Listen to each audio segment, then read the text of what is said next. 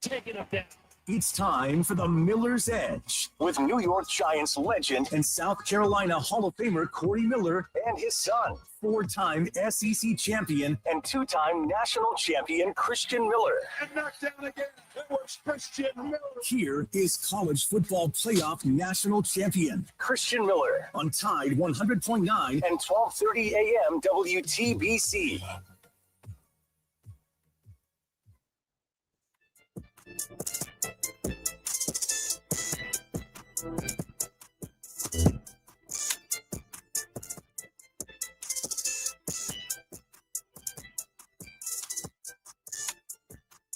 And welcome into this Thursday edition of the Miller's Edge, Tide 100.9, 1230 WTBC, presented by the Good Feet Store, America's arch support experts.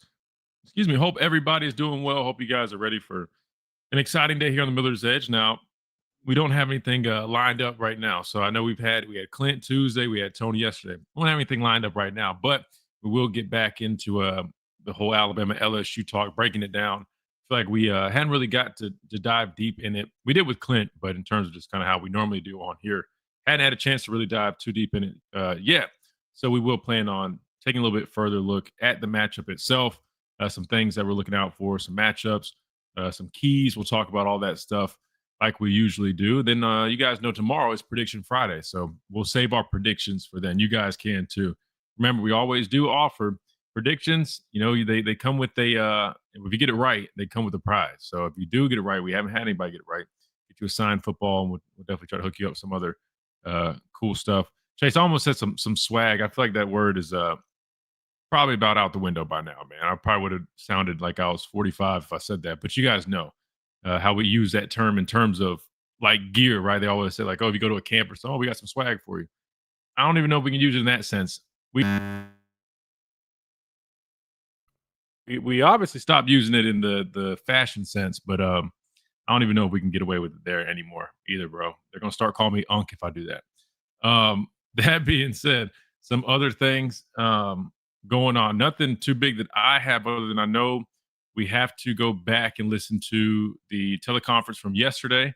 Coach DeBoer spoke, and I might try to play LSU's coach's teleconference as well, just kind of get his thoughts. I know a lot of people are really curious about this game really because of that, right? I mean, you look at it, you got a new coach, right? A lot of people feel strongly that this LSU team is going to have this newfound life, given that they've got a new regime. Kind of, not really, but you get what I'm saying. And a lot of people feel like that could give them a little bit of a boost. Enough of a boost to beat officially number 4 ranked with new playoff rankings. Alabama, I don't think so, personally. We'll have to see. But nonetheless, really good football team, a lot of good players. Haven't been able to put everything together, haven't been able to execute the way they probably would like to. But nonetheless, a very solid football team, and looking forward to another good matchup. Night game in Tuscaloosa. Coach DeBoer has already made his call to the fans. He's wanted another one.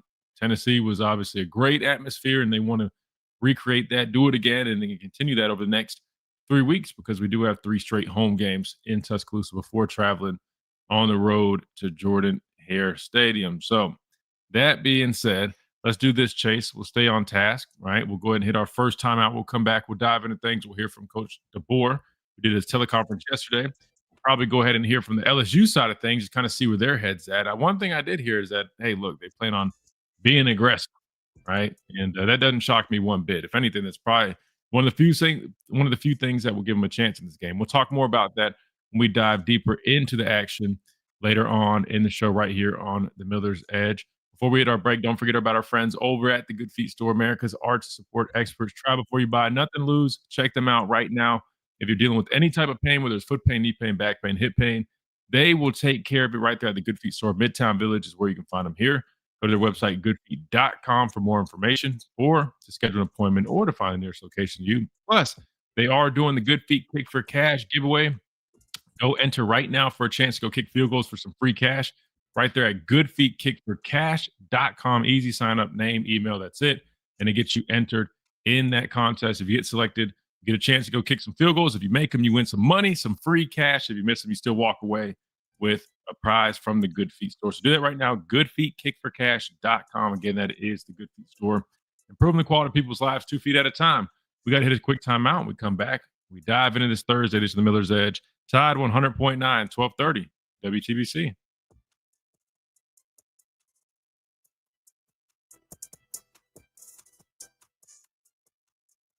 Weather brought to you by Tidwell Chiropractic, the only third-generation chiropractor with over 27 years experience in Tuscaloosa. Call Tidwell Chiropractic at 752-7... What we got going on? Ryan, what's up? Mike, what's up? Jake, what's going on? Absolutely, man. Sure, people start rolling in either today or tomorrow. I think Tony said he was either planning to get here today or tomorrow. I know he's still trying to set some stuff up, so make sure you guys I would say just follow Tony on social media, because I don't know if he'll end up getting it officially set up, but I know he's trying to right now to do something where he can like a meet and greet thing. That way it's like an official spot where you guys can go find him. Those of you that will be attending. Paul Yakenji, what's going on? Travelpreneur from, what's up? Aggressive means pick city for Bama. We'll have to see. I was thinking more so on, I mean, I guess both sides for sure, but at least from the other side of things, I definitely was thinking them bringing some heat. I mean, you look at their defense, that it's kind of similar to us, honestly. You know, solid secondary play. They got some good backers. Unfortunately, Weeks is doubtful for the game, so they'll be missing him. But some solid linebacker play. But then their defensive line, good unit, but you know, pass rush wise, they haven't had success getting after the quarterback. So I was kind of thinking more so on the lines of bringing some heat after Ty. But vice versa. I mean, definitely could be aggressive offensively. We'll see what that would look like with them. Maybe trying to take some shots here or there, but I don't know. I feel like with the guys in charge, man, you're talking about guys that have backgrounds with, you know, offensive line and whatnot. Definitely think they at least try to run the ball a little bit. Good morning from Montgomery.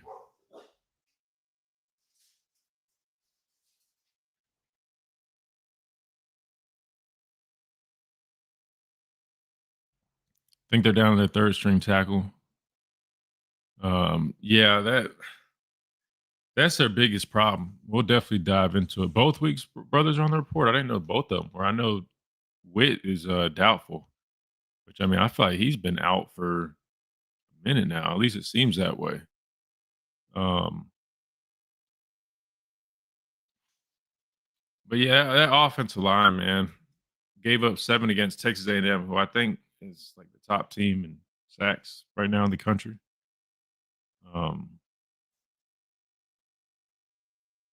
Yeah, I just without an offensive line, man, I really see them struggling.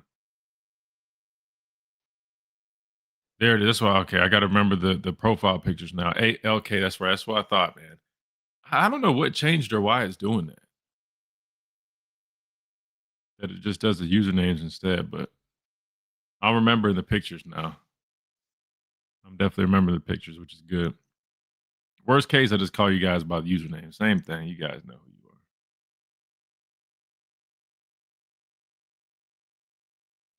Let's see.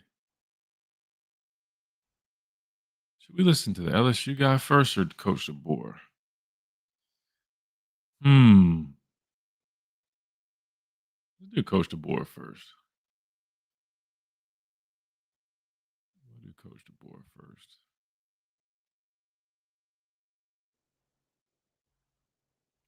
And I think Dwight already tagged us in it. Oh, it's a YouTube thing. So YouTube started doing that. I just was seeing it on my end with the streaming service we use. So that's interesting, but that makes sense though.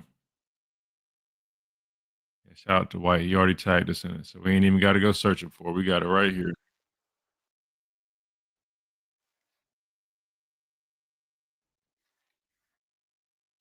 Perfect. Perfect. Perfect. All right. Let me just pod that up now. Any of you guys plan on coming to the game? Y'all gonna be watching it from home.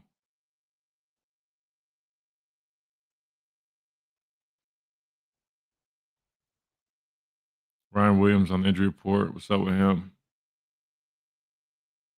I'm gonna be honest with you guys. I don't know the exact answer to that. If I had to guess, I mean, probably just something that could be something nagging. It could be something that tweak something.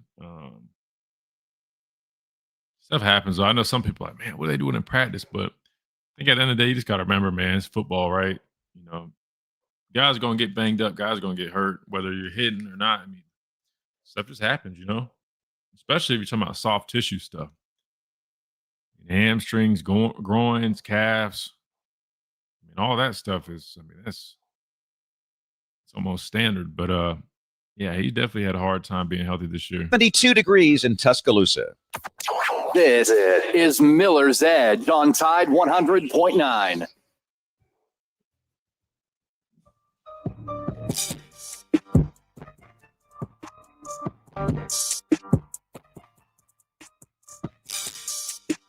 And welcome back into this Thursday edition of Miller's Edge, Tide 100.9, 1230. WTBC presented by the Good Feet Store, America's Arch Support Experts.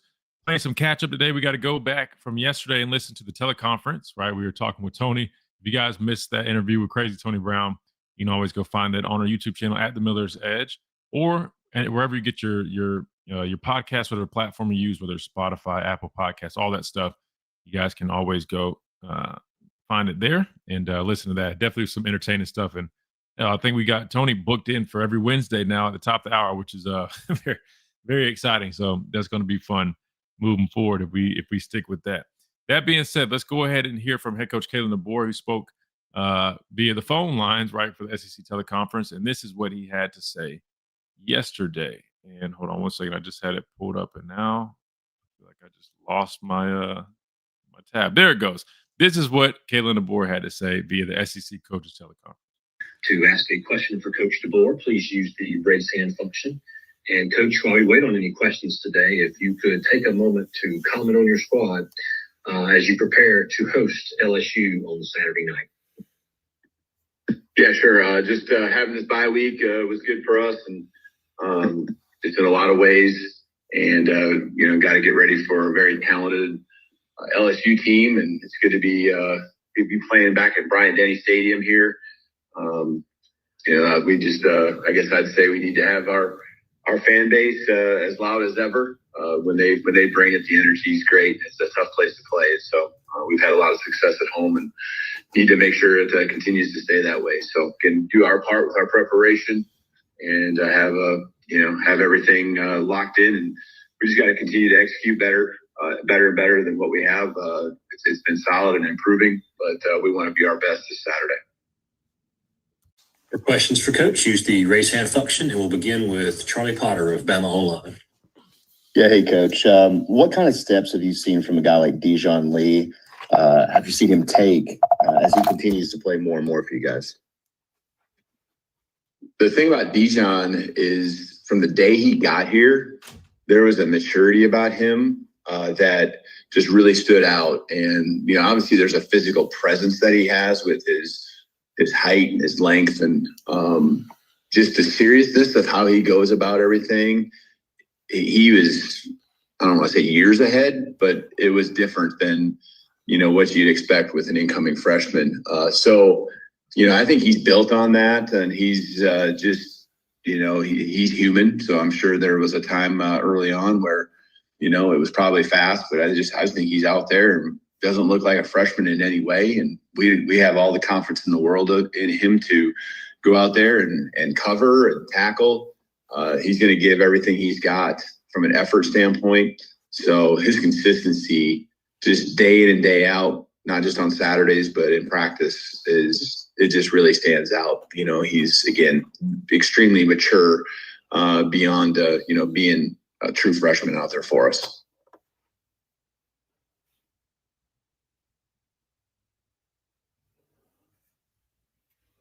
Next will be Hunter Silver of Bama Central. Yeah, Coach. Just wondering, what have you seen from Harold Perkins given his past experience against Alabama? Yeah, just he's a guy that's gonna be around the ball and playmaker. We certainly are aware of where he's at and know what he's he's capable of doing, from a playmaking standpoint.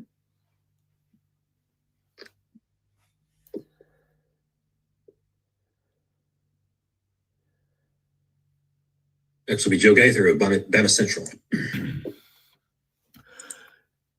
Hey, Coach, just want to know your thoughts on Garrett Nussmeier, maybe how he's grown from last season, and just kind of your general scouting report on LSU quarterback Garrett Nussmeier. Thanks.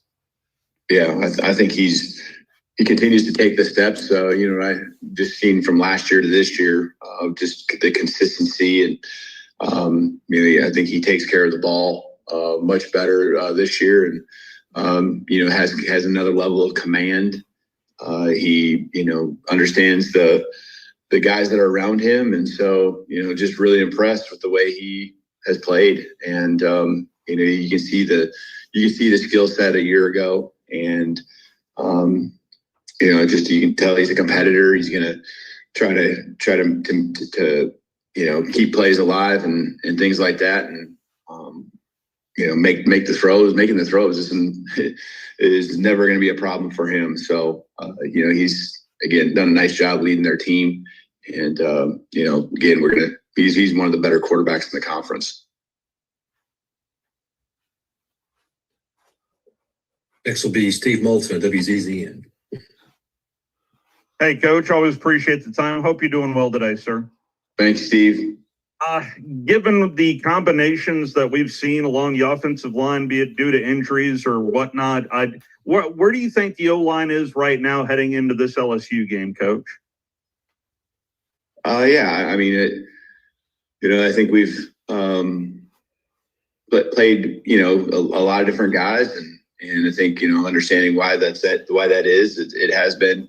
Well, there's guys that are dinged up, and then that led to competition, and I think the competitiveness, has helped each of them individually. What you want here now is we have all these reps that we've had throughout the year, and we get into the last couple games of the season. You really want that chemistry that can exist with whoever's out there, to be on another level. And so I think there's things that we do really well. I think we've, done a pretty good job keeping Ty upright. There's been a game or two where we struggled a little bit more, but I think it's well understood that we feel we want to run the football better than we have, and that's a group effort. That's just on the offensive line, and so they're doing their part. I can tell you they're out here working as hard as ever to continue to be better, and we just. Hoping to take that next step. I think, one of these games here, you're going to see, the run game, continue to evolve and help us win a football game. Well, what was your big takeaway of what you saw, what Texas A&M was able to do to LSU in the second half, Coach? Well, they had a touchdown drive there. Obviously, the punt return really broke the game open, and they're in the second half, and then.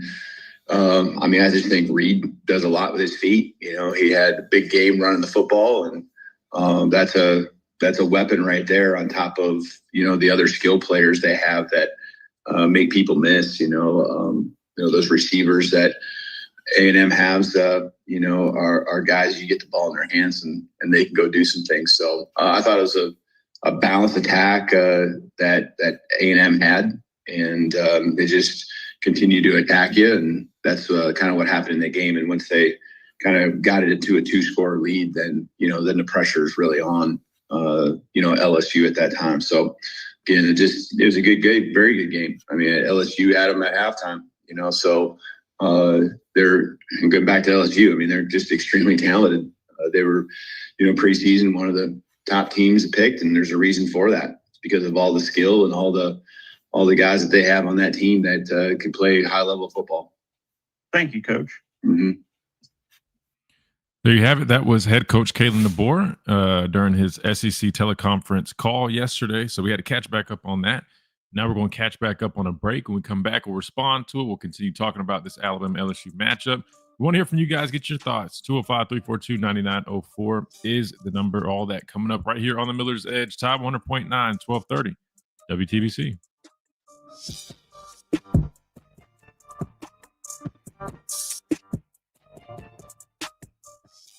Do you have cracks or potholes that are dragging down your property's appeal? Hey, I'm Christian Miller, and at Asphalt Restoration, we transform driveways and parking lots with expert repairs, new paving, or resurfacing. Fast, durable, and family-owned quality that you can trust.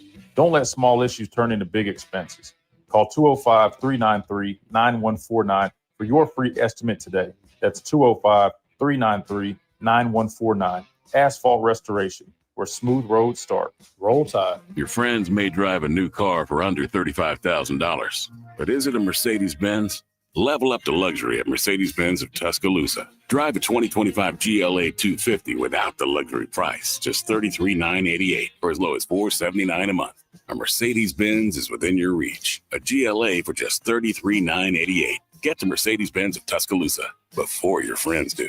On select models with approved credit while supplies last. Stock number L2395. Taxes and fees extra. See dealer for details. From our home base in Birmingham, Alabama, we are here treating patients from every generation across the United States and from around the world. We're here for the rookies And the dreamers, trying to make a name for themselves. we are here for the achievers. who are resilient. And won't take no for an answer. We're here for the coaches, athletic trainers, and mentors who are shaping the next generation of legends. We are here for you. aggressively pursuing victory over injury. Learn more at andrewsportsmedicine.com. If you need work done to your home, property, or business, call Elite Renovations and Construction. They specialize in construction, home remodeling, landscaping, French drains, retaining walls, mold remediation and removal, plumbing, land clearing.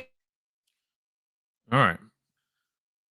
See what we got. A lot of hesitation on the offensive line. Yeah. Oh, on that question. Well, I mean, I think that just goes to show you. I mean, they're never.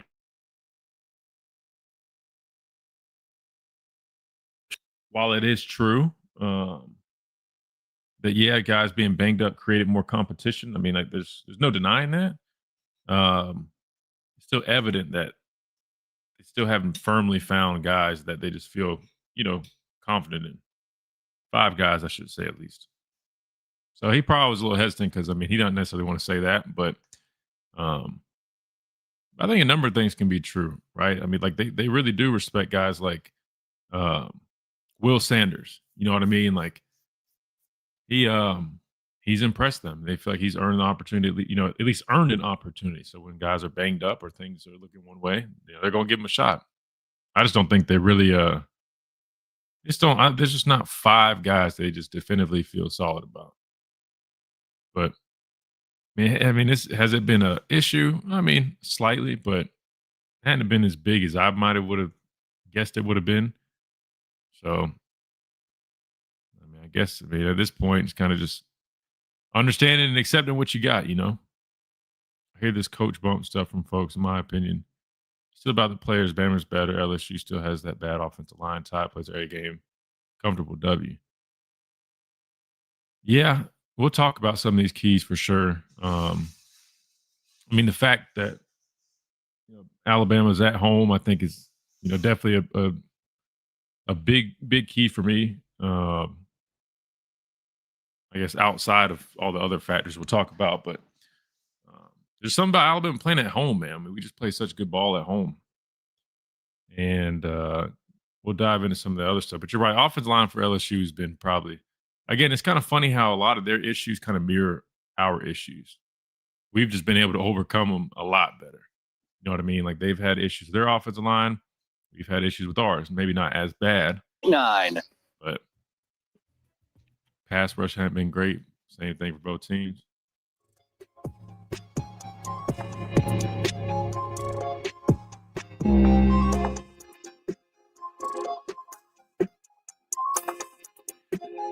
And welcome back into this Thursday edition of the Miller's Edge. Tide 100.9, 1230 WTBC, presented by the Good Feet Store, America's Arch Support Experts. We just got done listening to Kalen DeBoer during his SEC teleconference from yesterday.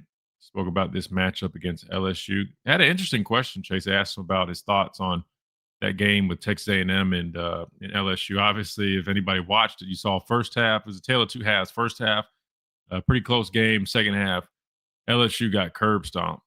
And while there's a lot of things LSU did not do great, I think there also was I guess, that realization that Texas A&M is a really good football team. Not that you didn't necessarily think that before, but at least for me, I had a little bit of, what's the word I'm looking for? I was being a little patient with them, but seeing that, man, I mean, their quarterback, really good player, the defensive front, I mean, really impressive. Even though it was LSU's offensive line who struggled, some backups in there due to injury, those guys were getting after it. So it looked like a legit team, man. Definitely like a legit team. But that being said, Chase, anything? I keep forgetting to go to you, man. Anything stood out to you from that interview with head coach Kalen DeBoer? You're good, Christian. It's good to hear your voice, man. But honestly, I think just his demeanor. I think Kalen DeBoer, and I harp on this every week because we saw this last week.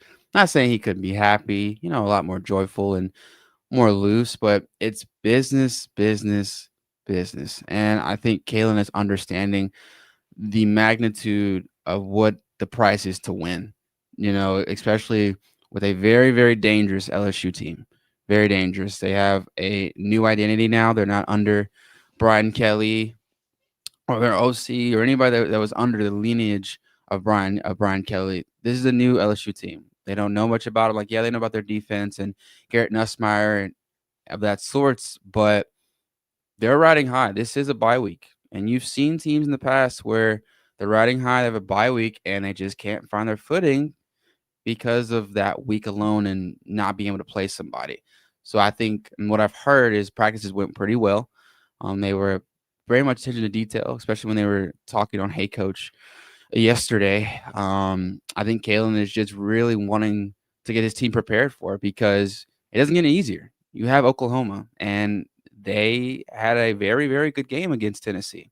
They beat them fair and square. So this is the opportunity to finish strong, continue what you've been wanting, and that's to bring a national championship to Tuscaloosa. That is the goal every season. This is the standard. Has never lost his touch, and I feel like Kalen DeBoer is definitely trying to bring that back in any way he can. But I was really pleased with what I was hearing, and yeah, I'm excited for this weekend, man. I really am. Yeah, no, I think it's going to be a good one. I mean, both teams coming off buys.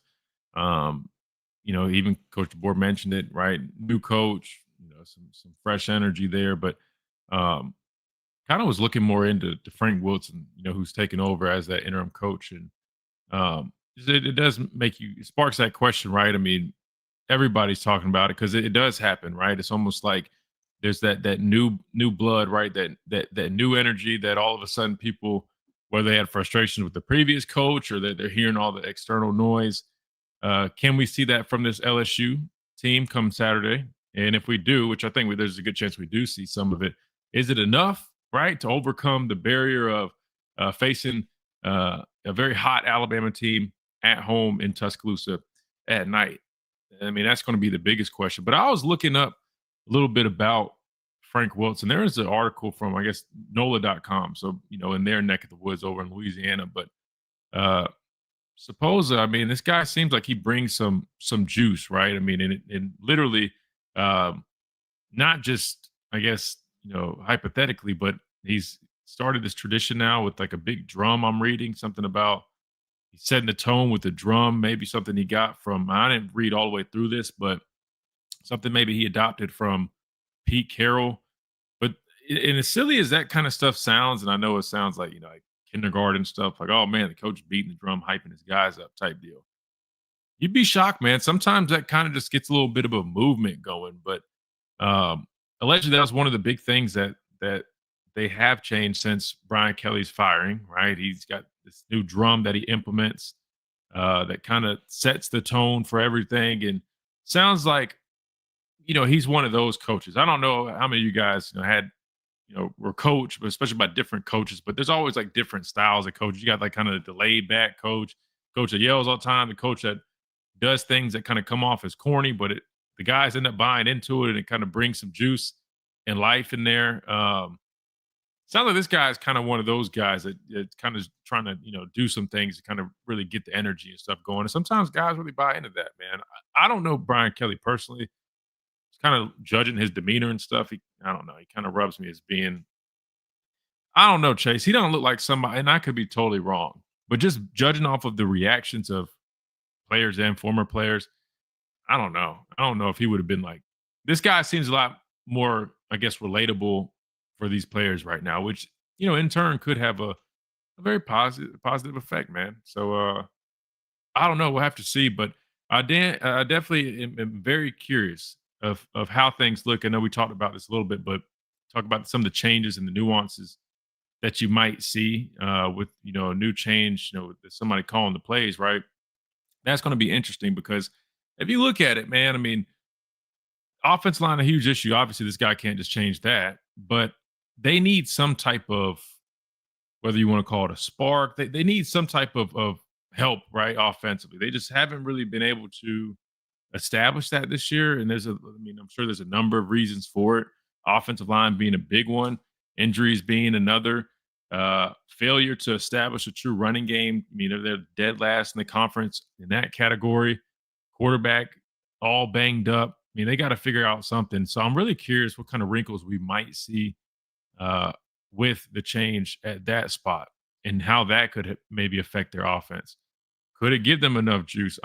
Personally, when I look at this, Chase, I really feel like as bad as they are running the ball, and I know there's some different factors here. They do a lot of screen game. They dump it out. They use extensions to run a game similar to what we do. I wouldn't be shocked if we see that in that aspect, if they try to establish that, because I think if LSU could find a way to have more balance, that's going to give them a much better chance in this game to have success offensively, given the fact that, look, if you become one-dimensional, we all know we all know what happens from that. We've talked about it with our team and anybody else, right? Guys can start pinning their ears back and getting after it. And we've seen Kane Womack has been aggressive this year. He's calling more, pressures and things. He's doing things to generate pressure on the quarterback.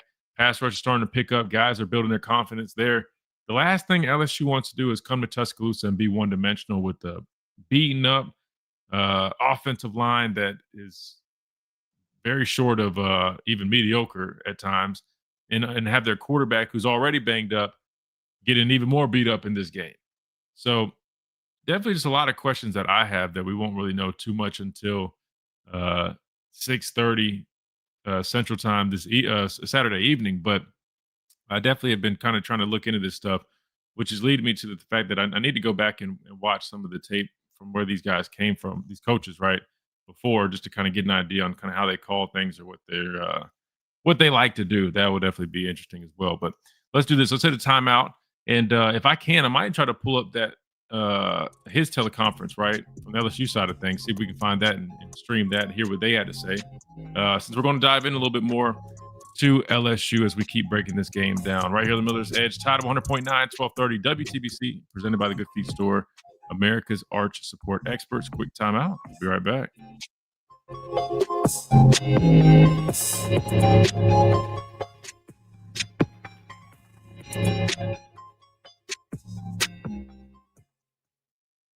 At Tuscaloosa Mazda, they are expanding their showroom to serve you better. Come see their new and pre-owned Mazda lineup, offering fuel efficiency, advanced. Wait, let me see. Did Dwight?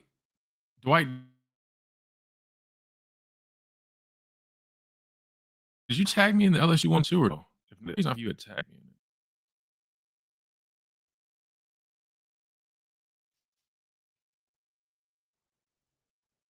Yeah, you did tag me in it. Dwight's the man. I appreciate that, Dwight.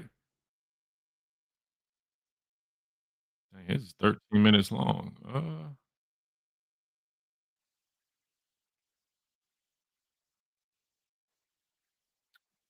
And I appreciate you guys, man.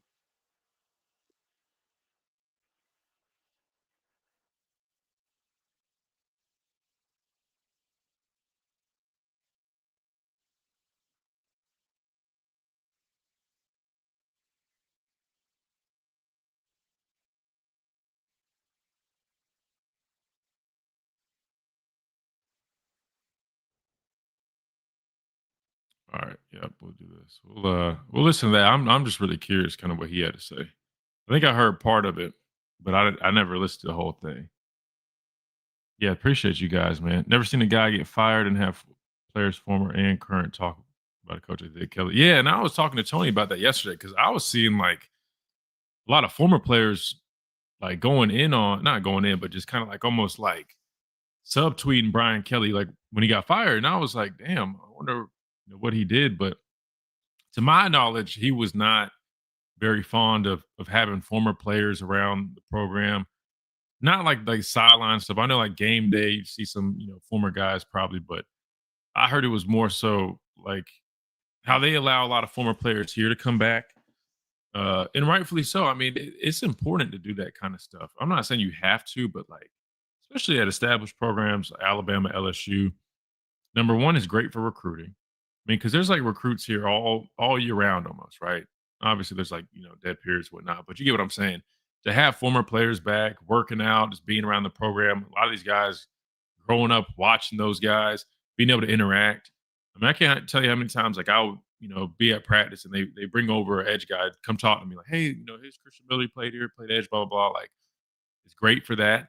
Great for your current players. Like, I remember when I was in school here, whether it was like, he would come back, he would be working out here, Drake or Patrick. Trying to think of some older guys that I didn't play with. I mean, obviously the guys that I played with, they still be coming back, and that was cool. I'm trying to think of some Rolando McClain. Who's some older guys? There's various other guys, but like you would just run into them, and it was always cool because then we, pick their brains, chop it up. I don't know. I just feel like it's always been great. But allegedly, they made it seem like, yeah, Jake. So allegedly, they made it seem like they weren't really allowing former players to do that at LSU. This could all be made up. This could all be completely wrong. That's just what I had saw. Because I was confused at first because I was like, I wonder why former players. Because initially you just go, okay, they don't like him because he's not having success with the program, right? That they played at their alma mater. But I was like, nah, the way these guys are tweeting, it's more than that. And allegedly, that's kind of what the deal was. Are we allowed to come back and use the facility? Yes. Now, to an extent, when I mean that, like Radio Tide. Clearly, I don't think they would just let 20 of us be here every single day eating this and that and third. You know what I mean? But they definitely let guys come back and work out and stuff like that, like during the off season.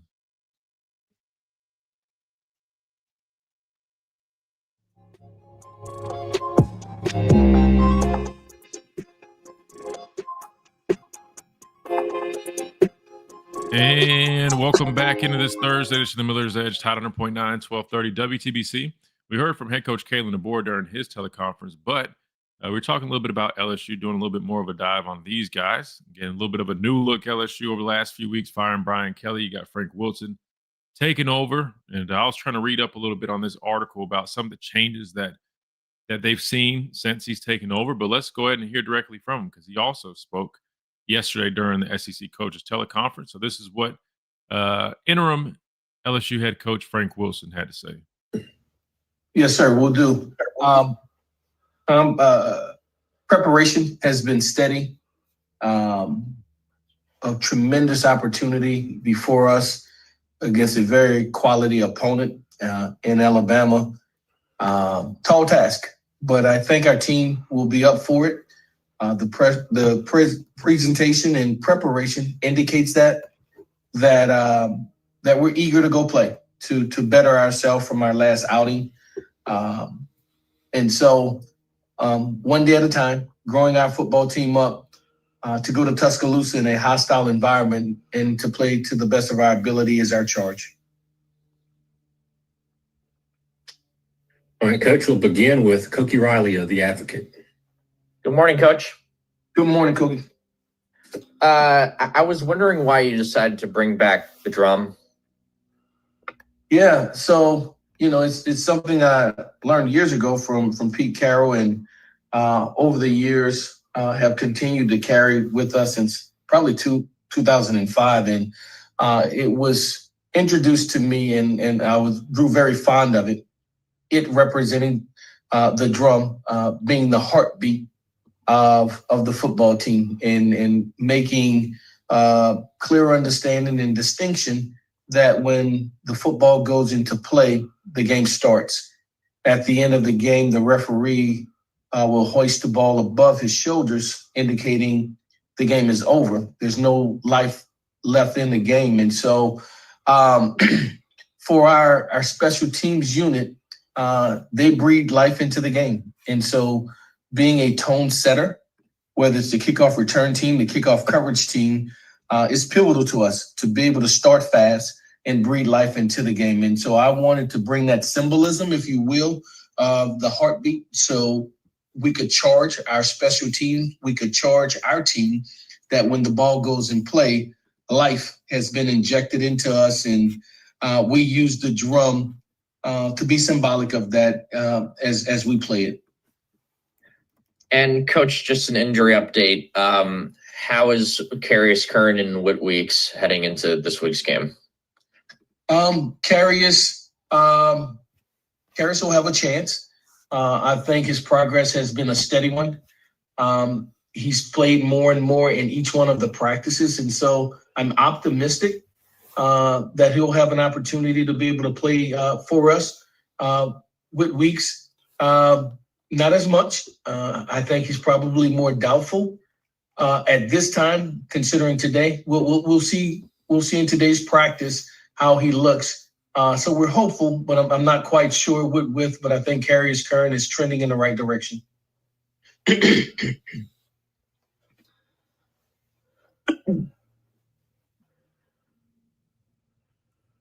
Next will be Joe Gaither of Bama Central.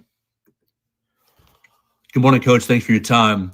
I'm wondering if you can give us a kind of a scouting report, what you see in Ty Simpson's game, the strengths and weaknesses as you guys prepare for this weekend's game. Thank you. Yeah, the director of their team, he orchestrates it. I think he can make every throw. He's accurate at every level. I think he does an outstanding job of reading defense, throws into windows with great anticipation, but also knows how to throw receivers open. You lose sight of the athlete that he is because he can tuck it when need be to gain yardage for his football team. A lot of respect and admiration for his style of play and how he has led their football team.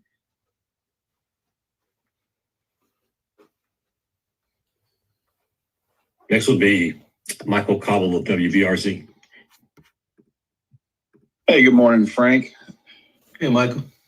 Just wondering, through the years, your relationship with Verge Osbury, now that he has been named permanent athletic director, what has that been like, and what is your anticipation, working forward, going together? We're still waiting on the formal announcement. So looking forward to his press conference so he can officially be named, although the reports are indicating it. Following up on that Ty Simpson question, knowing, what you just said, how has Jake and Corey's group, how have you seen them maybe grow throughout the course of this season and be prepared for a moment like this? Yeah, I think we have guys back there that will compete. I think we have guys that have speed. I think we have guys that have length and understanding. They've been trained well. I think in the back end, when you look at the development from the corner position with Corey or the development with the safety position with Jake, those guys complement each other well. In the back end, they communicate effectively. We'll need that, and we'll need all of them to go to face such a quality passing threat that Alabama presents for us. But I'm confident they've practiced well, and they've seen what has been shown. Certainly, it comes down to when you get out there, whether it's things they have done already or it's a nuance or something new, to be able to adjust to it. Or when you're in that position and you're out of ideal position, how do you recover and still make a play on the ball when it's not an ideal call per se? The improvisation on the field to adjust will be critical for us. But I like us in the back end. I like our ability to contest passes and to match up with them. Thanks, Frank. You're welcome, Michael. Next will be Wilson Alexander, the Advocate. Hey, good morning, Frank. Good morning, Wilson. To follow up on Whit, are y'all good? Are you going to try to get him on the practice field? Is he at a point where he can really try to do that? Or is he today still is that kind of uncertain if he would even be able to to put that kind of weight on the ankle and all that?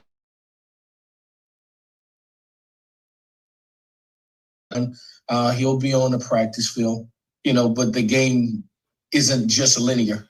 Our sport is one of start and stop and changing directions, awkward position, bodies falling on you, acceleration, deceleration, jump, come down, compound, those things. And so that's the true test. If you walked out today, you just asked him to run, he could do that.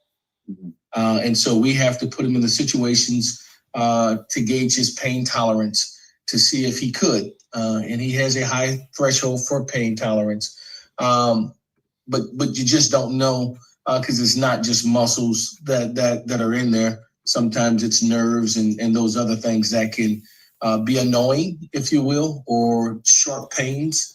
And so we'll just see. We'll see if that subsides and allow him to be at his best. And then the players were mentioning yesterday the 9-on-7 drill. Was that what you were referring to Monday? We talked about inside run with Coach Baker wanting to see some of that. And how do you think all that went? I thought it went well. That's exactly what we're talking about in respect to where we're at in the season. It's not tackle football to the ground, but it's sincere contact where you take your face mask and you press it upon your opponent and you thud him up and you let him run. And in the trenches, it's a combat zone all the time. And so the physicality and the toughness of your team, your DNA is at times in that portion of the game. And so we match each other, offense and defense respectively, with the ability to try to gouge for big runs and ability to try to fit to not allow that to happen, run fit to not allow that to happen. And so I thought it was spirited.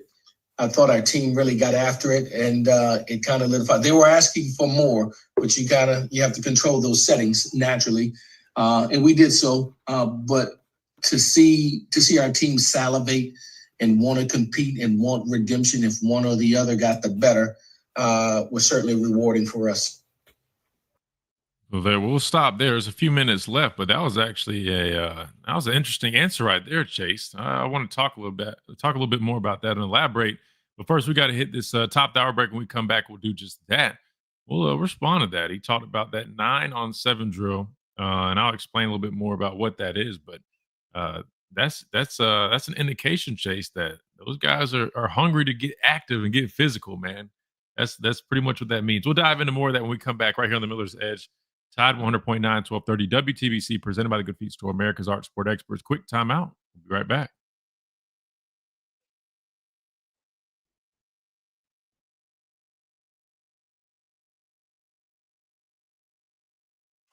WTBC Tuscaloosa and W265CG Tuscaloosa.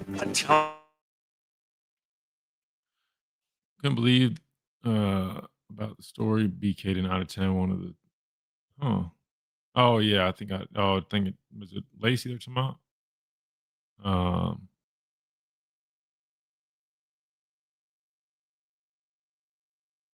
Yeah, I mean, I don't know too much about Brian Kelly. Honestly, I've never met him. I don't think where was he at when I was in high school? I would assume Notre Dame, but let me just check. Regardless, I've never met him. I never met him like during recruiting or nothing like that.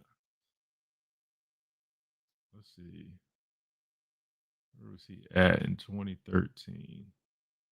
Yeah, he would have been at Notre Dame. He got there in 2010. I wasn't too sure exactly, but yeah, I don't know, but he definitely does have some, whether you want to call it baggage or I don't know. Before BK, former players were allowed to come onto the field during practice, be in the gym, support, mentor current players, but he wouldn't let them. Yeah, that's kind of what I was reading, man. That he kind of, I don't know if he put a complete stop to it, but it wasn't like welcome, which is interesting because I mean LSU, they got a lot of history there. A lot of history, a lot of good, really good former players, a lot of guys in the league. That to me just sounds stupid. I don't know why you would not. Think about all the guys in the league from LSU. You got Bama, you got Ohio State, maybe Georgia. Then you've got, I guess, LSU right there, right, in terms of most players in the league. And I'm willing to say, I mean, successful players, right? We're not talking about just anybody. I mean, the guys that they have in the league, they got some dudes. I mean, that's just dumb on his part, but everybody's got a different process, man. I want to dive into what Coach Wilson just said about that whole 9-on-7 drill, man. Talking about having some fresh juice, man. I mean, that's a clear indication of it. I'll talk about here in a second. He also fired a strength coach that had been there forever the minute he got there. And Jake, that's tough to really. I mean, to be fair, I mean, Coach DeBoer, great dude for sure, right? Really like Coach DeBoer. But he had some decisions he had to make when he got here as well. Some that I'll be honest with you, I wasn't the biggest fan of, but it's just, he's the new coach, right? So some people just have their people, you know what I mean? Granted, we retained a lot of people when Coach DeBoer came here, but there were a couple of people that got let go that I, just being completely transparent, I didn't necessarily agree with. But again, it's not my decision. And I also respect that. I mean, they have staff members and people that they feel comfortable and confident in. The one in particular that I'm thinking about, I think it's safe to say that ended up being a bad decision on his part, respectfully. But that's neither here nor there. And I think everything all works out the way it should in the end. But I mean, you guys, I don't know. You guys probably can do the math and connect the dots. What I'm talking about. The good news is we retain a lot of people too. I don't want to sound like I'm saying it in like a bad way or anything, but I don't know. You guys can connect the dots. Website. This is Miller's Edge on Tide 100.9.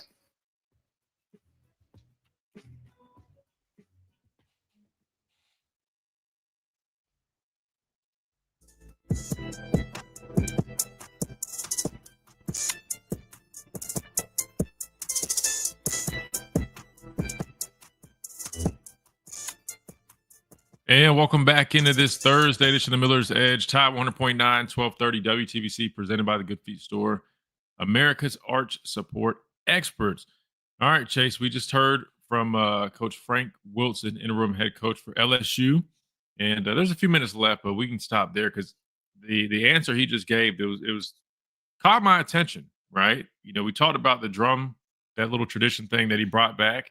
Kind of cool hearing his explanation on it. It's like, signifying the heartbeat of the game, the team, and all that stuff. And it sounds like the guys are buying into. Like I said, sometimes when coaches they adopt stuff like that, it's like a hit or miss. Sometimes guys think it's corny and it's just kind of like not trash, but it's kind of like, whatever. Sounds like these guys are buying into it. Listening to him speak, that was the other thing. I kind of wanted to hear him. You know what I mean? Like put my, my helmet back on for a second and kind of hear him as a coach, see kind of his vibe.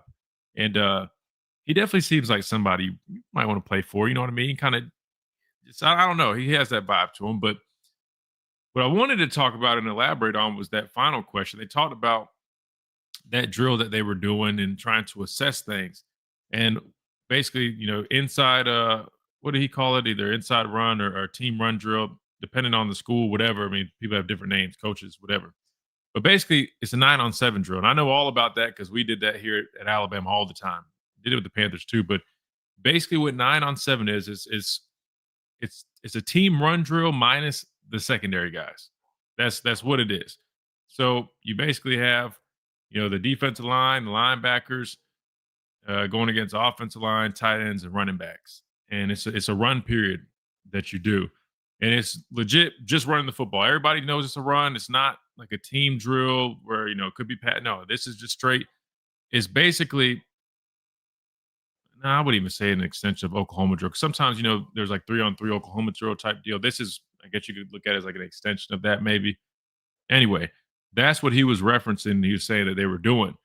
It told me two things. Number one, they're trying to establish their running game, which we said, wouldn't be shocked if they try to do that. They need to be more balanced. They're dead last in the conference right now. But two, that's how you establish an identity. We always did that drill to not only get good at stopping the run and our offense to get better, running the football. Because it's really just lining up. I'm an edge guy. I'm one on one with this tight end in front of me. If I get that look, or if I have a tackle, right? Like again, there's no pass, no anything. I know what's coming, and he knows he's trying to block me. He knows it's a very physical drill, right?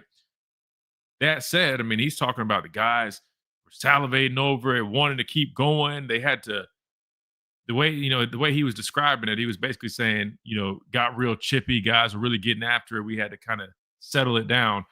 So what he was painting was, you got a team that's hungry, and we just were talking about that before we heard him, Chase. We were saying, typically when new coaches come in or interim coaches take over, sometimes they breathe new life into the team. Well, it sounds like we kind of got a little bit of an answer. Now, whether he's kind of just trying to put that out there, whatever the case may be, that was interesting to me, because listening to that, I'm like, all right, well, they're not taking the route of, oh, we're just going to just coast the rest of the year, right? Our head coach got fired. No, it sounds like these guys, they're coming on a mission.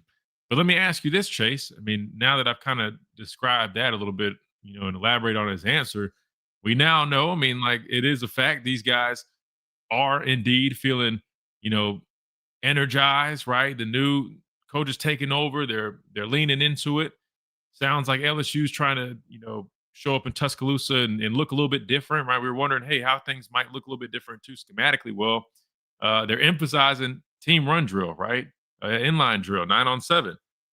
That shows me that they plan on running the football in this game with some extra motivation. Do you think, Chase, that's going to be enough for these guys to kind of give them, I guess, that little boost that could give them a chance in this game? Again, they are right now. Alabama's I think I said 11.5 right now, 2-score favorite. Do you think those little details could be enough to kind of give them that edge to maybe have a chance at pulling it off in Tuscaloosa, Chase? Or you think, nah, I ain't going to cut it? My family in Baton Rouge, close your ears. I just feel like it's not enough.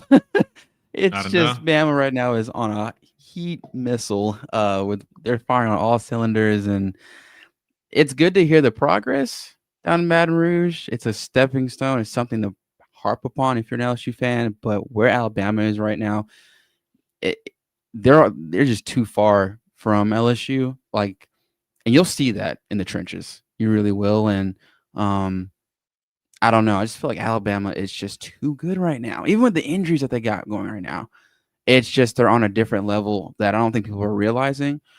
And you'll see that this Saturday. Yeah, see, that's my thing. I'm like, it sounds good. I'm hearing him talk about it. It sounds good, man. He had me thinking, man, I want to go put that helmet on that's behind me on that rack and go do some 9-on-7. I used to have fun on it because, again, it used to be outside backers and tight ends, right? And I used to love going to battle with the tight ends, because those guys, they act tough, but they don't want to block nobody. I used to love doing it. I ain't gonna lie. Sometimes them offensive tackles, Chase, you had to strap your helmet up a little tighter though, because them dudes coming down hard on you. You're like, all right, I know what's coming, but yeah, man. But I'm just like, in my head, I think if they can establish their running game, it'll help them out offensively. But how much are we talking? Because we're still talking about a depleted offensive line unit, one that struggled. I just don't know if I see it making a world's different, right? And then we got to look at the other side of the ball too, and we'll dive more into kind of really this matchup, because you're looking at Bama's passing game with our great receivers that we have. Ty playing really good, a really red hot quarterback that can make all these throws, versus a passing defense. I think they're 35th nationally. However, again, don't get caught up in the numbers. These dudes got some studs in the back end. They got some dudes. That's going to be an interesting matchup, right? The reason I go to that side of the football is, depending on how we play offensively, how many points we put on the board, that's going to make a big difference on how LSU is playing in the type of game that they play. You get what I'm saying? Because if our offense is having success and we revert back to doing the things that we were doing before that South Carolina game, hell, even if they are able to kind of get a little juice going running the football, they haven't protected well at all. And I just don't see that running game magically exploding to where these guys are, I don't know, running all over the place, putting up a bunch of points. might make the game a little closer. I just don't think that's enough to overcome a lot of the other deficits that this LSU football team has. I don't know. That said, I mean, there's a lot of ways this thing could go, but I'm with you. Personally, I just don't. I don't know. I don't really see it, but we'll have to see. And he did comment on the linebacker. Doesn't sound like he's going to play, which is a big blow. I mean, your signal caller, your the head of the defense not playing. That's never good. And sounds like he's definitely not. But interesting stuff, man. The other thing I was going to mention is even though Frank Wilson did take over as interim head coach, and he was running back coach before, Alex Atkins, to my knowledge, is the one that's going to be calling the plays, former offensive coordinator for Florida State, not former, but is an offensive line coach. So it does make sense. You got an offensive line coach and a running back coach basically kind of handed the keys to this offense. I fully believe they try to run the football more in this game, especially when you look at it and you're like, all right, we can't really protect great. What's going to help us? Establishing our running game. So hopefully Bama has continued to progress in that category, which we've been a lot better. The game against South Carolina, I thought we were pretty solid there.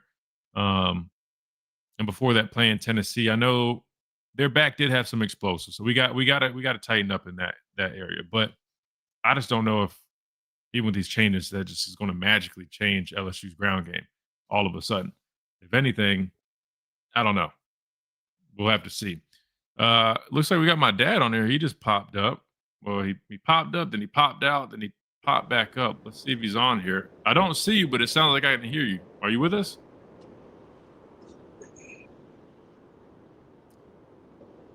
Check. Can you hear me?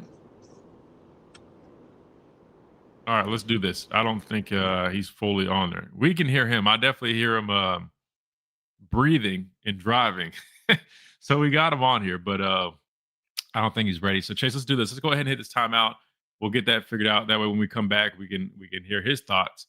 I don't think we've talked to him since before the bye week after that South Carolina game. So we'll get his thoughts on a number of things when we come back. That is the Pastor Payne, by the way. So surprise, we do have a guest today.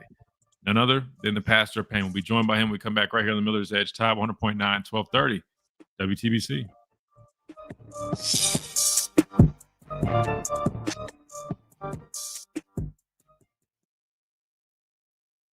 Get a head start on the holidays at Celebrate.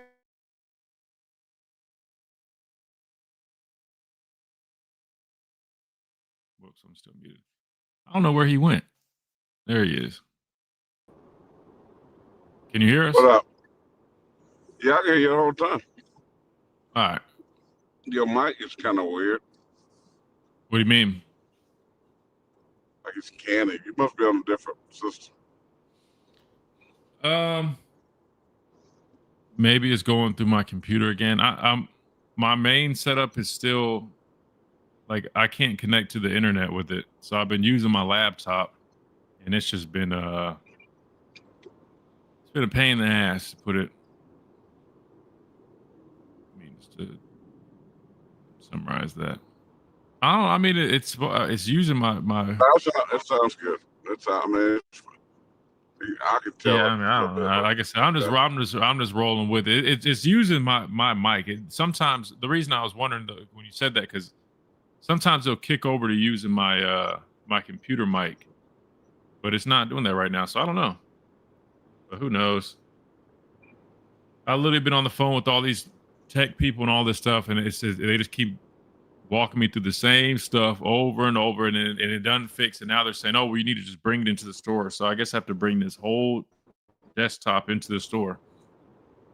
Which, I mean, yeah. Oh, Geek Squad. Yeah, which I mean, I know there's Wi-Fi cards and whatnot, but I'm just to me, I'm like, I mean, this thing is not even 6 months old, man. I've done every. That's a curved thing.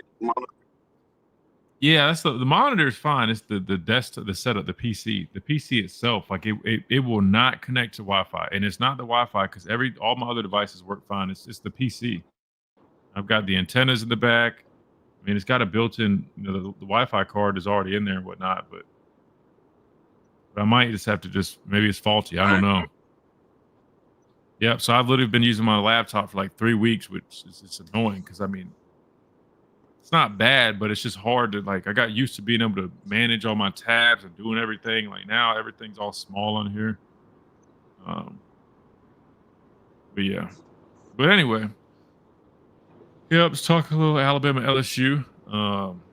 We had Tony on yesterday, and then Well, I clicked on that. I thought that was a day I was trying to listen, and I'm like, dude, you up there like with his shirt off and all that. I couldn't watch that. what are you talking about, man? That's his new thing, man. He took a trip to Africa. Well, then he need to go there and ride some elephants.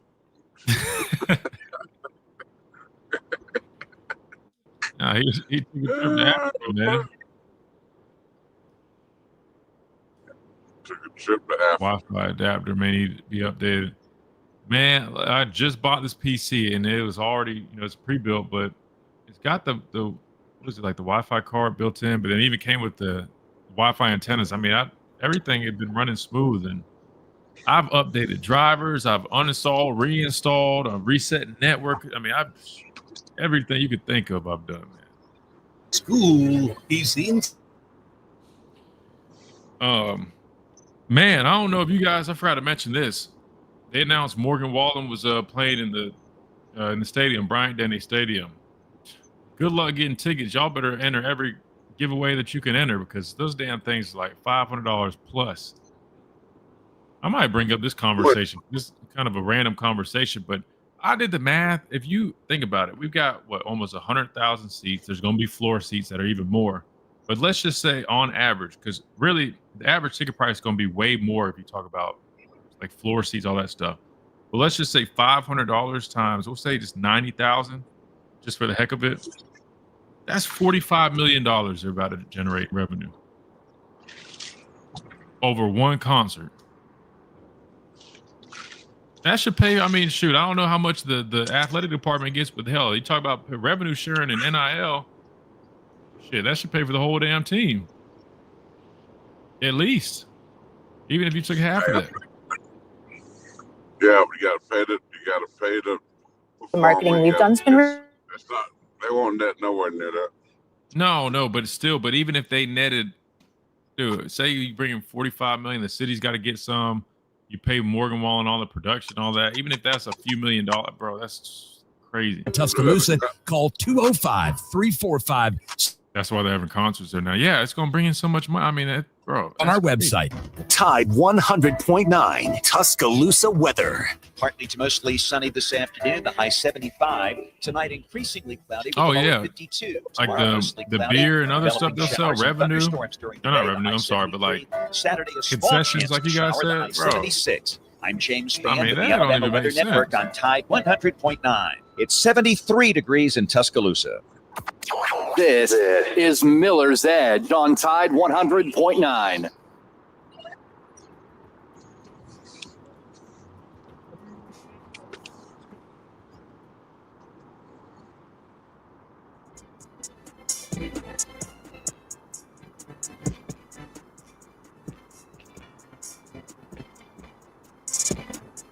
And welcome back into this Thursday edition of Miller's Edge, Tide 100.9, 1230 WTBC, presented by the Good Feet Store, America's arch support experts. We got the Pastor Payne on here now. I'm seeing him right there puffing and whatnot. So it made me remember that if you haven't already, make sure you guys go check out R&R Cigars. They're doing a food drive right now. The goal is to feed 5,000 families.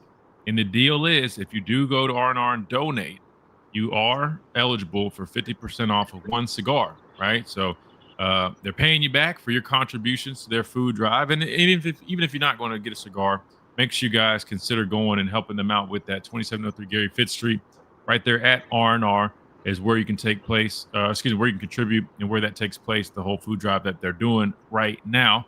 But don't forget, you always can use that code Miller's Edge as well on the website to get 20% off. They do have free shipping if you're eligible. And if you do want to just hang out and go watch a game somewhere, look no further than R&R Cigars as well. Wraparound porch, TVs throughout, over 160 bourbons. Drink responsibly, plus that humidor with everything that you could imagine right there. Reagan and his people take great care of you. Again, that is R&R Cigars, the official cigar provider of Alabama football since 2014. Pastor Payne now joins us. Welcome in. How's everything? It's all groovy. What it do? What it be? Everybody chase behind the glass. What's up, yo? How y'all feeling? No, can't complain, man. Can't complain. We need a little juice on here. We're talking about LSU getting some juice. I'm not gonna lie, Yeah. man. It's been a long week, man. Been a long week, but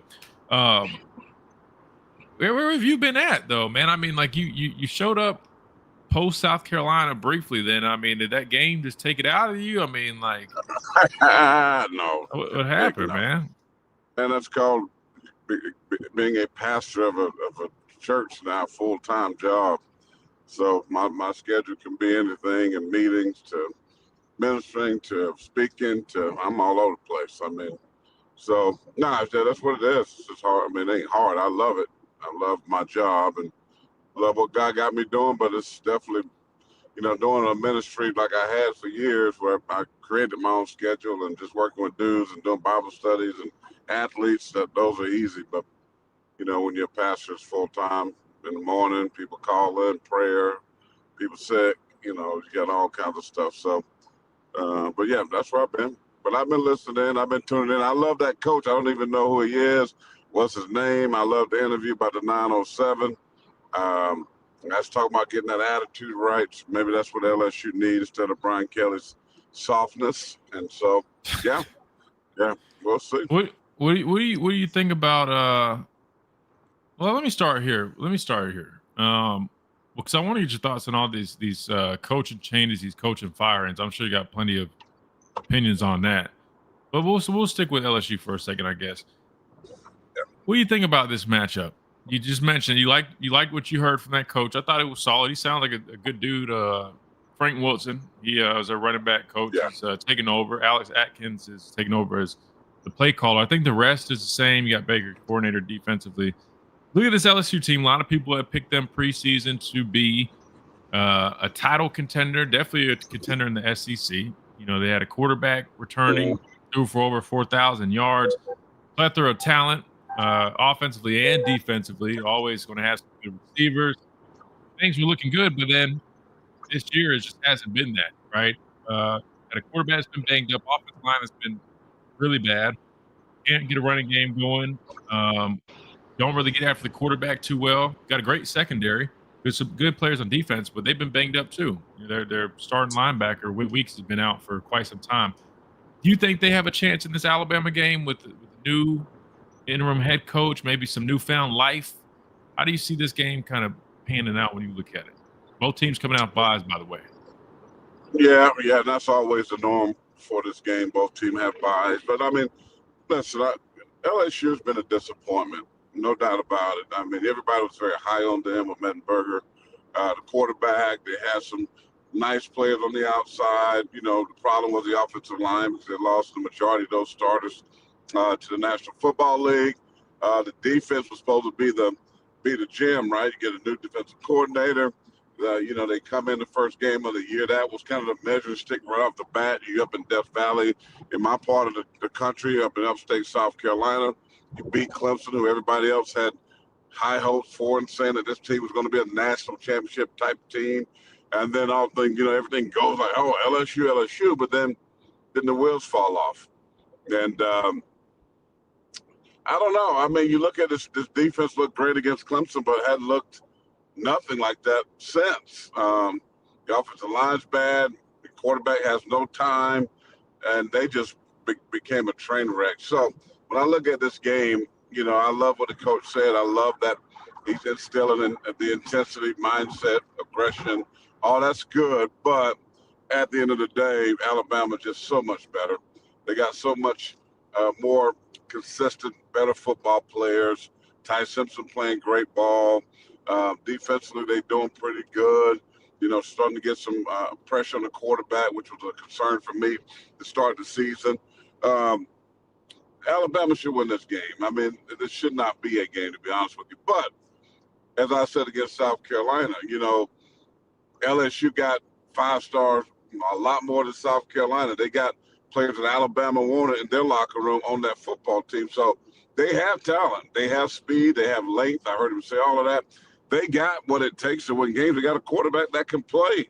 They got receivers that can run and catch. You talk about the secondary, they're going to challenge Alabama there. They're going to bring pressure. They're going to put pressure on Ty Simpson because they trust their secondary. So Alabama's going to have to play a good football game. They can't go in there and lollygag and just think they can show up and win. And they end up losing this football game. And the SEC has shown this all year, Christian, that it really don't matter, man. You got to go play. If you don't play good, even that second-tier SEC team can beat you. And, that's the way I look at it. And we'll see. They had both teams had a bye. What Kalen aboard, they got more healthy, I'm assuming. And maybe they put some wrinkles in. You get a chance to self-evaluate, what you've done offensively, defensively, and/or special teams. And so I think, they should be better. They should be, fit and ready to make a final run to get back down to Atlanta to play for an SEC championship, which I think they will. They win this game, even if they lose to Oklahoma, I think Alabama still is going to end up in the SEC championship game, probably playing Georgia. So, listen, it's going to be very interesting, but this game shouldn't be. It's not the LSU Alabama game that we became accustomed to. It's coach gone, and when a coach leaves a program during the season, it's just hard. Normally they'll play good in one game, and then the wheels fall off the wagon. So I don't know, man. I mean, this team should be ready. They should be ready to go. They got everything in front of them: SEC championship, playoffs, and a chance to win a national championship. So that being said, I don't see no reason that this team should come out flat and not ready to go. There should be absolutely no reason, because they got everything in front of them to achieve the goals that I'm sure that they put in front of them to start the season. Yeah, and I agree with you. The only thing I think of is we kind of were in that spot last year going into that Oklahoma game. Everything was back in front of us, and we were controlling our own destiny. Then we laid an egg there. But I think a totally different team. I think the mindset, mentality, all that stuff is completely different. But I agree with you, though. Right. Coming out of a bye, Alabama should feel fresh. They should be rejuvenated, right? They've had a moment to hit that reset button, get guys back healthy, right, and look at it as this is what we used to do. We used to break things up. So if we would come out of a bye, we would look at it as a whole new season, because everything that we did up to this point means nothing. It means something to the committee and all that. We understand that, but technically, moving forward, everything, all that 4-game winning streak against all that means nothing against LSU, Oklahoma, Eastern Illinois, or Auburn. So we would say, all right, we got a 4-game season to finish the regular season. One week at a time, focus on each opponent. After that, we'd have a 1-week season for the conference championship game. Then we'd have a little bit of a break. We'd reset again. We'd have a season where every game counts. It's win or go home. We're back with the 14 playoff stuff, and this is no different with what they've got now. So I agree with you. And when I look at this game, I feel the same way. That's why I was talking I think LSU is going to try to establish a running game. I think if they can be balanced, it could take some pressure off that offensive line and Garrett Nussmeier a little bit. Maybe they have a little bit more success offensively. Is that enough, though, to keep up with the likes of this offense? While we're not scoring a whole hell of a lot of points, we're doing it in a different manner where, we're taking our time. We're, controlling the tempo of the game. We're not having to score that many points because of the way we're operating offensively and holding these consistent drives, but yeah, man, I don't know. I think it still should be a good game. We're double-digit favorites in this game. I get it. We're at home. LSU's beaten up, but we'll see what they can come up with coming out of a bye. Let's do this. Let's hit a timeout. When we come back, we'll keep talking about this, but I want to get some thoughts from the Pastor Payne on some of the action going around the college football world right now. You got the first playoff rankings that were unveiled Tuesday. You've got a lot of coaching madness going on, a lot of guys being fired, job openings. So I want to get his thoughts on that, and we'll do that when we come back right here on the Miller's Edge, Top 100.9, 1230, WTBC.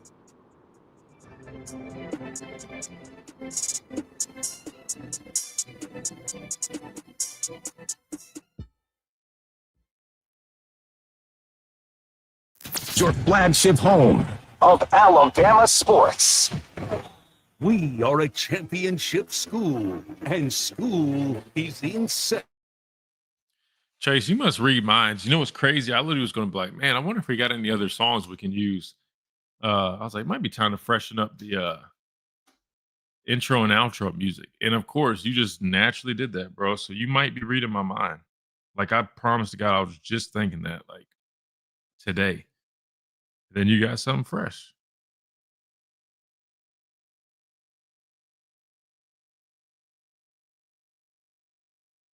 That's funny.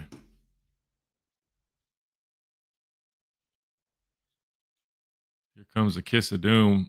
Why you say that, Q06? You thought he was setting you up to say something like but he was giving all those compliments. You thought he was about to hit you with that, but.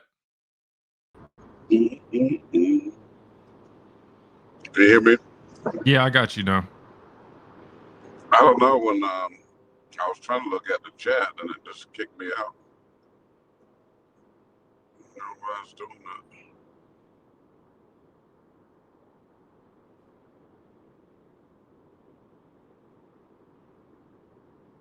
Yeah, I don't know.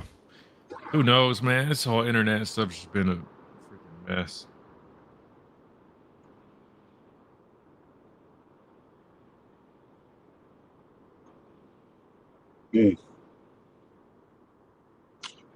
Praise the Lord, everybody. Praise the Lord. Praise the Lord, everybody. Praise the I need to Lord. wait. I need to see our schedule. Do we have? Is Oklahoma's next, or we got Eastern Illinois first? I don't know. I didn't even see the rankings. Who's number one? I'm gonna go over it with you. Oh, we got Oklahoma next. Cool. I'm gonna get Robbie Anderson on the show. He played running back at Oklahoma when I was in school. Why is it doing this? Latoya, what's up? How are you? Who was that?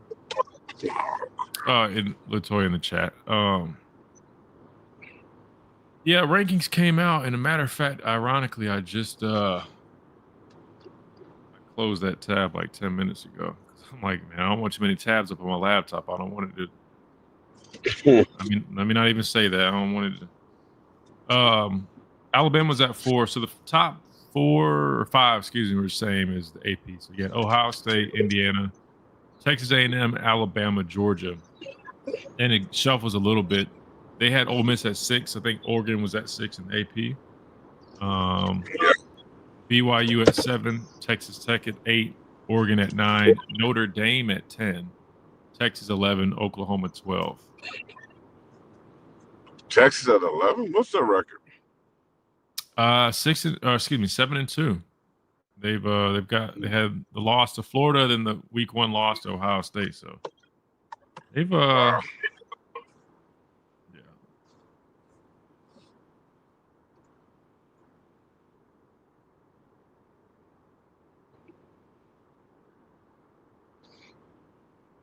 Looks pretty bad. Doesn't look like so. Christian froze up. Huh? You don't see me? Yeah, I thought you froze up. Oh, no. I was reading on my phone.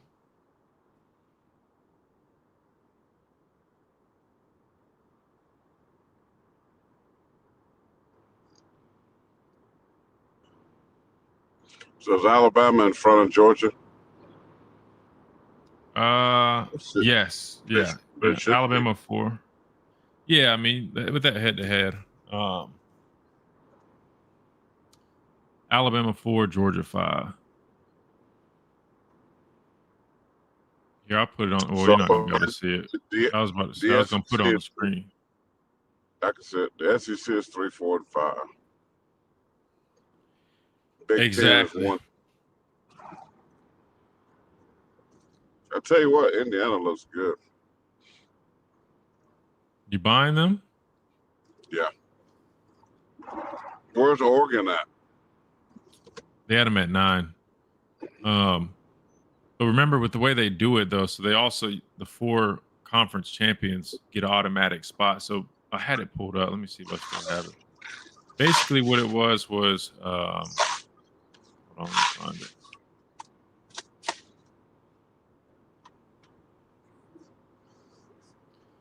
Let me pull up a graphic so you can see it.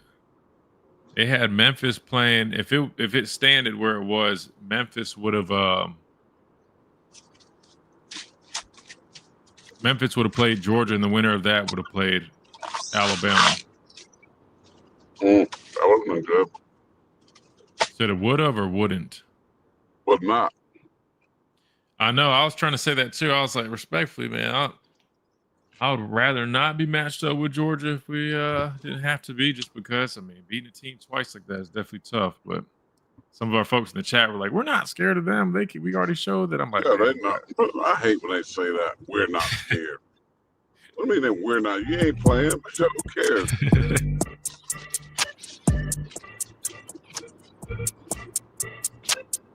We're not scared. And welcome back into the Miller's Edge, Top 100.9, 1230 WTBC, presented by the Good Feet Store, America's Arch Sport Experts. All right, we got the Pastor Payne on here, and it's been a minute since we've had him on here. So getting his thoughts on a couple things. You just talked a little bit about this Alabama-LSU matchup, which we still will. I still got some more keys I want to share, but I do want to get his thoughts on a number of other things. First, we're talking about the playoff rankings. These came out Tuesday. We've discussed it, but we haven't with you. Alabama officially comes in at number 4. And me and you just briefly were talking about this during the break. Ohio State, Indiana, Texas A&M, Alabama, Georgia, your top 5. With Alabama receiving that first round bye, being a number 4 seed. The way it was set up, however, and you can see it now with the graphic that I had shared on the screen on the stream. Memphis would be getting in at 12. Is that what was it called? Group of 5, whatever bid. Yeah, group of 5. Yep. Yep, and they would be matched up with Georgia. Winner of that game would go on to face Alabama in the quarterfinals. I personally was like, Don't like that. If you're Alabama, you don't like that. Yeah, I wasn't a fan of that. I'd much rather you look at the other one. You got UVA and Ole Miss, or Notre Dame and BYU, or Oregon and Texas Tech. I mean, those are probably a little bit more ideal on your path.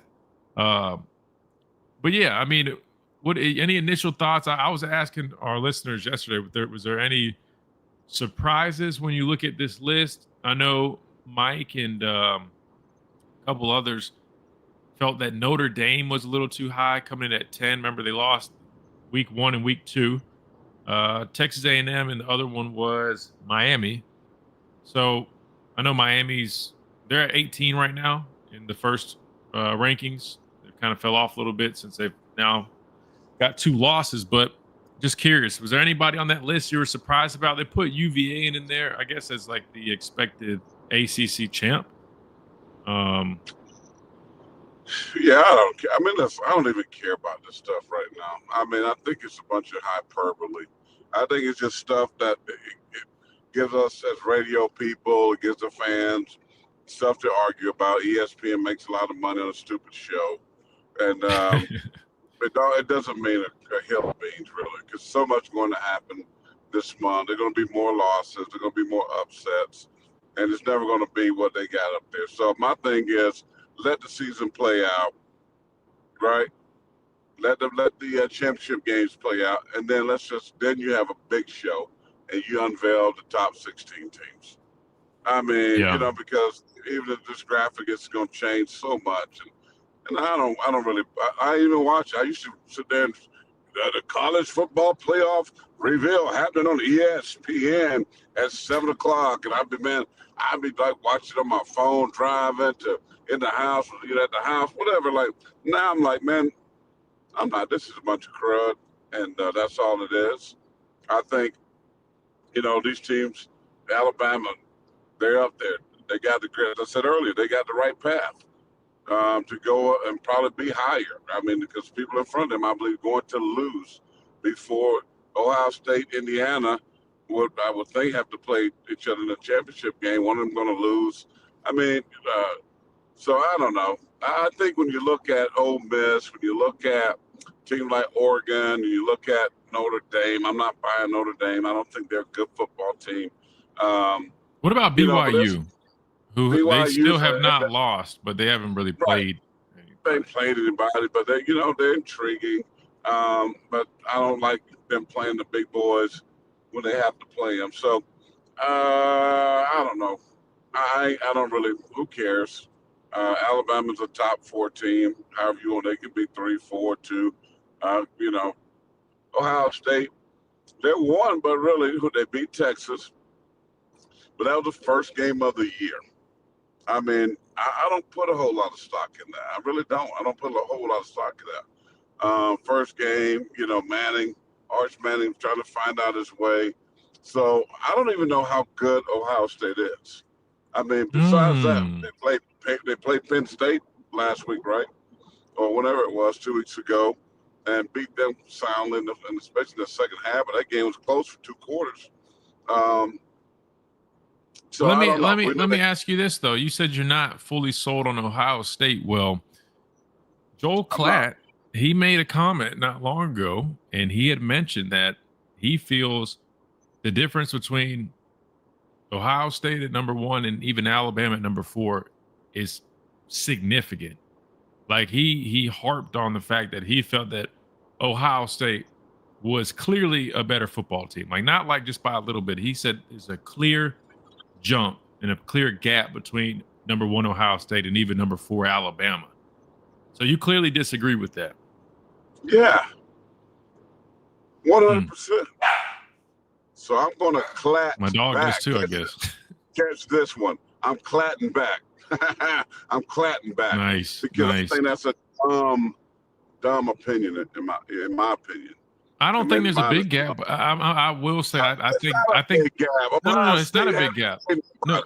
No, but let me ask you this though. But would you say that you do feel like Ohio State is a little bit better right now than Alabama? Personally, I don't disagree with that part. I think Ohio State's a good football team. No, I'm asking you specifically with Alabama, Ohio State. No, I don't. You don't think Ohio State? No. I guess people are going to call me a hater because I wouldn't be opposed to saying that much right now. I think Alabama can be just as good. I think if I compare quarterbacks, I like Ty Simpson better. And, I am a sane person. I'm a dude. I'm his dude. I scream for him when he transferred. I mean, Julius Sanders is a baller. But I think Ty Simpson is a better quarterback. I think Alabama matches up with Ohio State receivers just as much. They got first catching dogs. They got dudes that can get open. Jeremy Bernard. They got Ryan Williams. They got ball of 17 when he's healthy.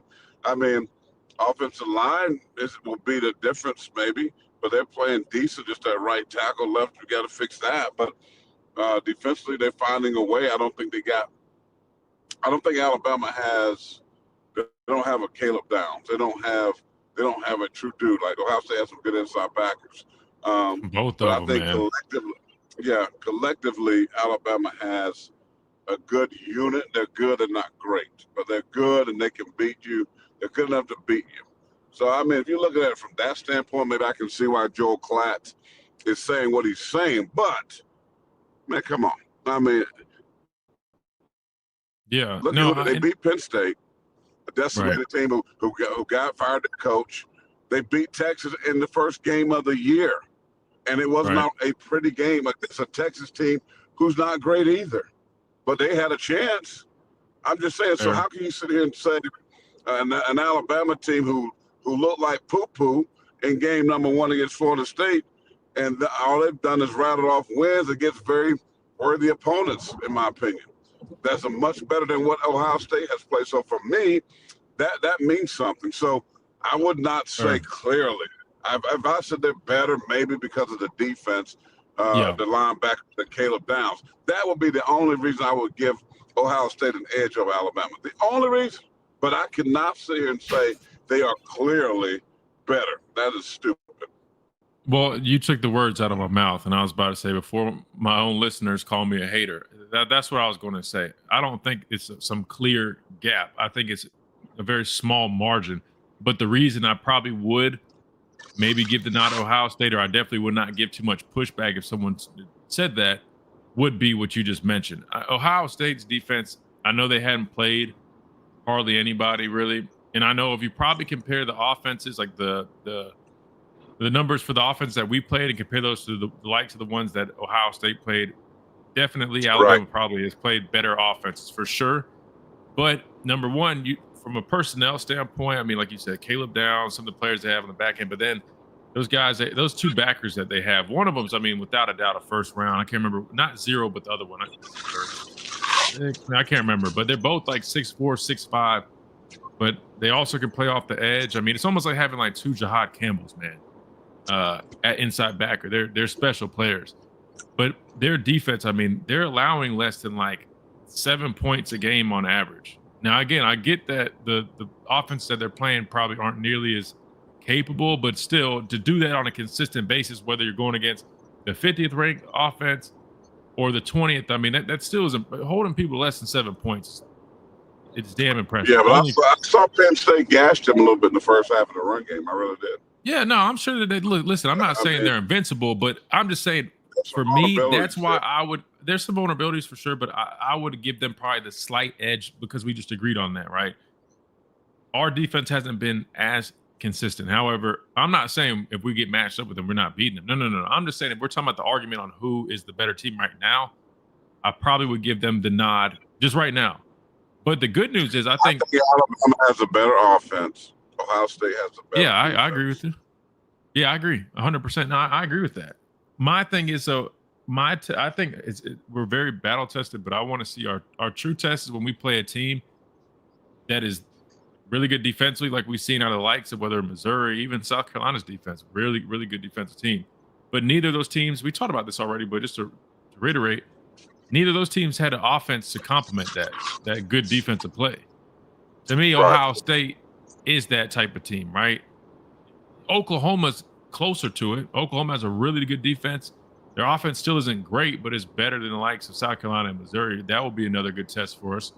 But I look at Ohio State and I'm like, a team like that, or even Indiana, they're a very well-rounded team as well. Right. Those would be some interesting tests for me. Well, Ohio State did beat Oregon, right? At Oregon. They beat here, I'll pull up their schedule right here. They beat Oregon and I'm mixing up Penn State. Hold on. Ohio State has beaten No, you're thinking of Penn State. They don't play Oregon. I was getting that confused. They beat Texas 14-7 week 1. Grambling, Ohio, Washington, Minnesota. Illinois was ranked at the time. They're not ranked anymore. Wisconsin, Penn State. They haven't played anybody. They got Purdue, UCLA, Rutgers, and Michigan left. So they really don't play anybody even to finish out the year. Michigan will be an interesting game. But they're going to be undefeated before they go to the Big Ten championship game. And they're going to play. Probably so, yes. They're going to play Indiana. Which that's going to be a damn good game. But like you said, and this is why I always say this, the rankings really don't matter right now because if you look at it, Texas is on the rankings is first team out, right? That's going to change because they have Texas A&M and Georgia remaining. So they're not winning those either. Or they might win one. They're not winning both those games. They'll be out of there. Once Oklahoma plays Alabama, assuming Alabama wins that game, they'll be a 3-loss team. All these teams will start working themselves. It'll end up, I mean, BYU plays Texas Tech this weekend. Now, Texas Tech is an interesting team. They're there. Yeah, that's fair. I mean, we'll see more this weekend. They play undefeated BYU team, but who would they lose to again? Arizona State. That's right. Yeah, but they played at the time. Oh no, Utah's still ranked. They did beat Utah, who's ranked. That's their one ranked win. I was curious though. Go ahead. Let me say this real quick. I think this year shows the parity across the board in college football. I mean, I think there's so many teams. I don't think there's a clear-cut number one team. I don't care what Joel Platt says. There's not a clear-cut number one team.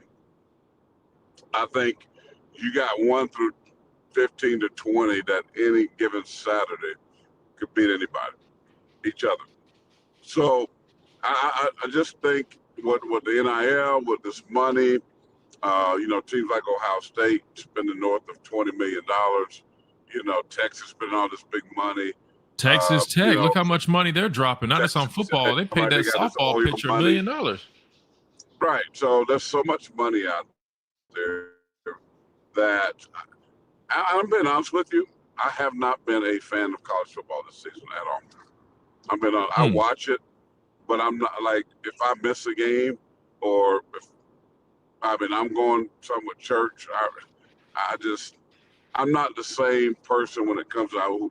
I'm not in love with college football, which I used to think was the best sport that there was on TV. I'm not in love with college football anymore because the way it is right now, and I think I think the passion and the love for the game and the intensity and the aggression and the excitement has left. And I think it comes through the TV. It comes through the tube. I really do. And everything is about marketing. It's about likes. It's about these kids and their money and who gets paid what.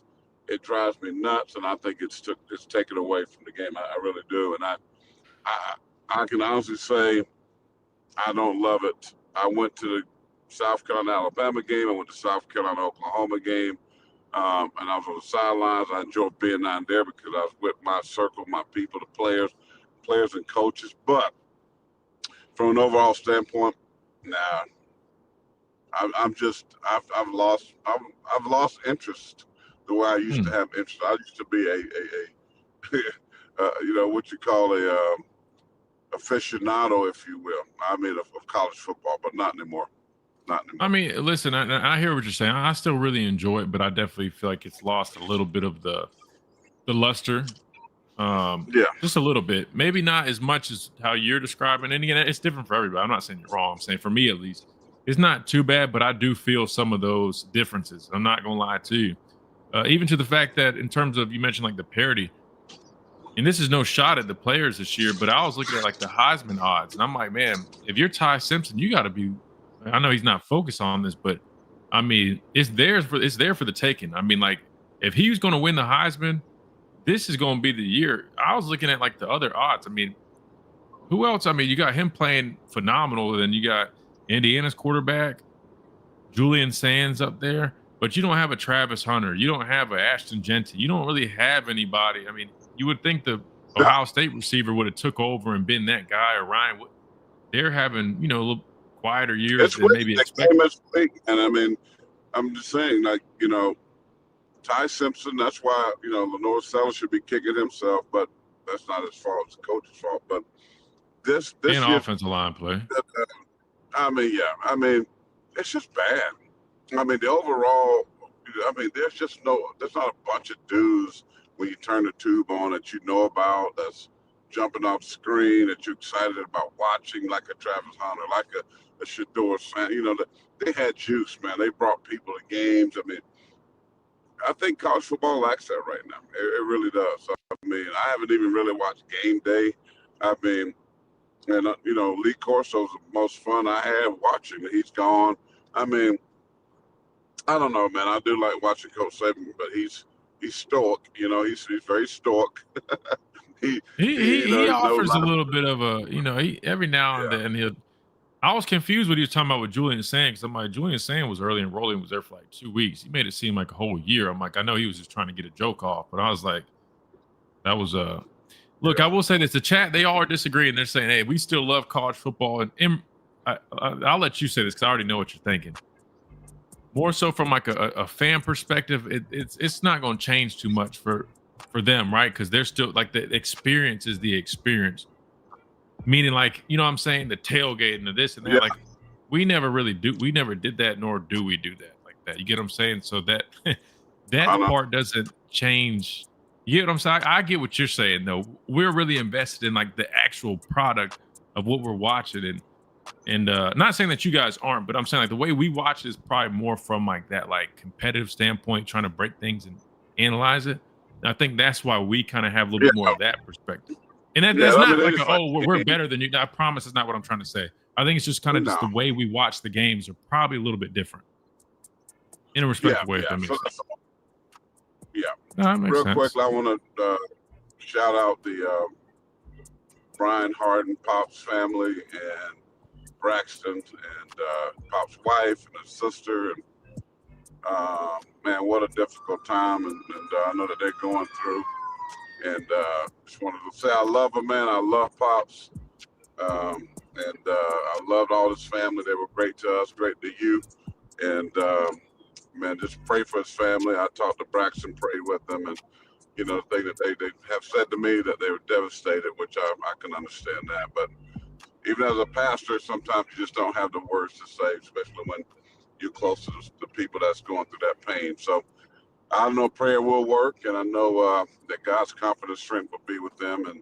And we lift up Brian Harden, Pops, great friend, great man, and a great father, not just his own family, but so many Crimson Tide players that he became a father figure to, and just a great man. And I want to say thank God for his life and having the chance to meet him and be a friend to him. So shout out to the Harden family. We with you in prayer, and I know the next couple of days for you is going to be hard, but I know God's going to get you through.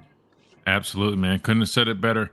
I hate to rush us out on that note, but we are running over, and I don't want to go into why it's time. So appreciate everybody that's been tuned in today. Looking forward to doing it again tomorrow right here on the Miller's Edge, Tide 100.9, 1230, WTBC.